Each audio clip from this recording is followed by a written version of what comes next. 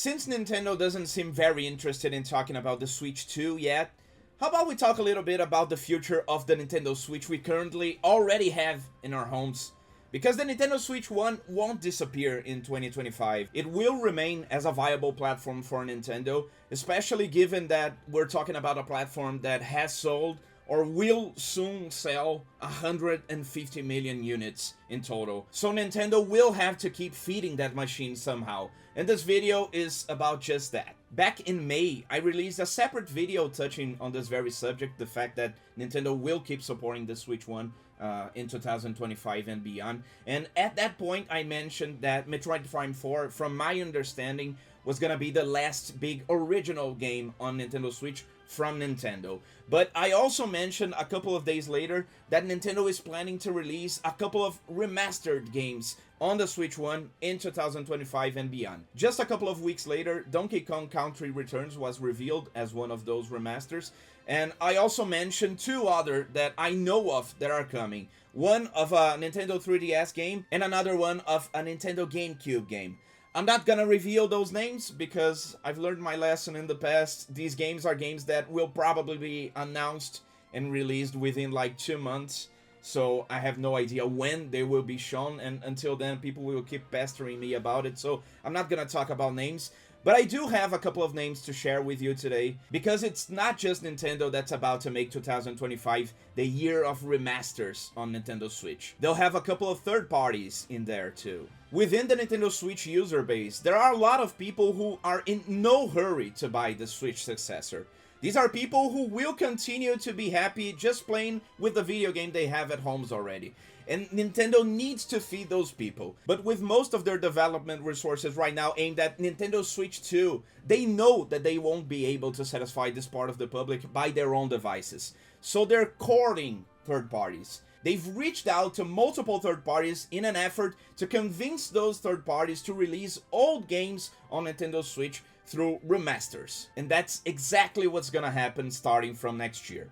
I know of 4 separate third parties that have agreed to participate in this initiative and will release part of their back catalog on Nintendo Switch 1 starting in 2025. Chief among these third parties is Ubisoft, a company that's in a very precarious position right now given their Assassin's Creed delay, the fact that Star Wars Outlaws didn't sell as much as they'd hoped for, and this is a company that's hoping to make some easy money, in quotation marks, through remaster, through releasing their back catalog on new platforms to reach new audiences, to bring back the fans of franchises that have been dormant for the past few years, and they're going to invest in Nintendo Switch 1 as part of that initiative. Their first game is one that I've actually released a report a couple of weeks ago as part of my podcast, X do Controle, which is Splinter Cell Blacklist. That's getting a remaster that will come to other platforms, but will also show up on Switch 1 as part of a lead up to the Splinter Cell remake that's coming down the line. So they will remaster Splinter Cell Blacklist,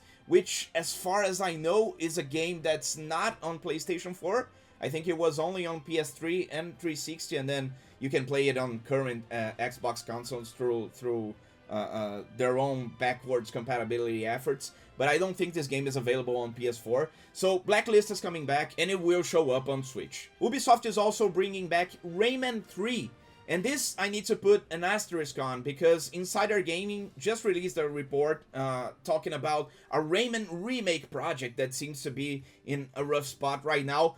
I need to be fully transparent here. I'm not sure if the Rayman remake project they've heard about is the same Rayman 3 remaster I know of. So maybe these are two separate individual projects that are happening simultaneously.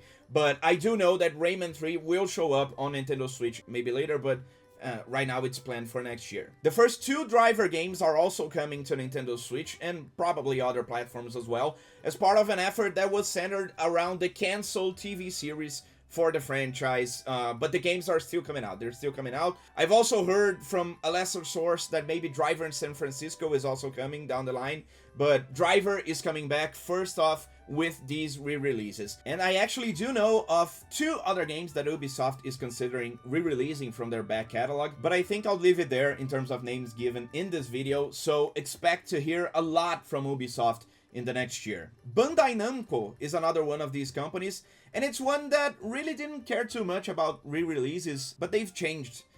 They have already announced Tales of Graces F Remastered and Freedom Wars Remastered, but they have more coming down the line. And as far as I know, all of these remastered projects from Namco is also showing up on Switch. Electronic Arts is also part of this initiative. They've just re-released 2 My Sims games for the Nintendo Switch, and their plans apparently involve more Wii games being re-released on Nintendo Switch in the future. So that's one that really caught me off guard. Like, EA? They really give a shit about Nintendo, apparently they do. And finally, there's a 4th third party, a big Western one, whose involvement I unfortunately was not able to corroborate through my own sources, so I won't name it. But this is a company that's big and is supposedly preparing 2 big re-releases for Nintendo Switch in the future. So on that one, we'll just have to wait. So there's a lot coming to Nintendo Switch 1, but as I mentioned at the start of the video, this is an initiative that is not aimed at people like us, like people who follow the daily news in the industry, people who follow multiple YouTubers who constantly talk about Switch 2 and other stuff. This is an effort aimed at people who plan to keep the Nintendo Switch as their main platform for years to come. People who will not feel the FOMO of not buying Nintendo Switch 2 on release day. These people are a big part of the Nintendo Switch user base, and Nintendo knows they need to feed these people somehow with new releases, because everyone knows someone like that, right? Someone who's still playing on PS4 or maybe Xbox One. Their money is still spent. They're still buying new games. They're still buying, even if re-releases, they're still interested in receiving new experiences on their platform of choice. So Nintendo can't ignore that public, and they won't. But this is all for today. Thank you for watching my video. I'm not releasing a lot of English language videos on here, but if you'd like, feel free to subscribe. I'd be appreciative of that. And I do have a currently ongoing series covering the entire Kingdom Hearts games timeline, and I do plan on releasing those videos in English. It's gonna be quite an effort on my part, so if you'd like, stick around and you'll be able to see that down the line. Okay, thank you again. Have a good one. Bye-bye.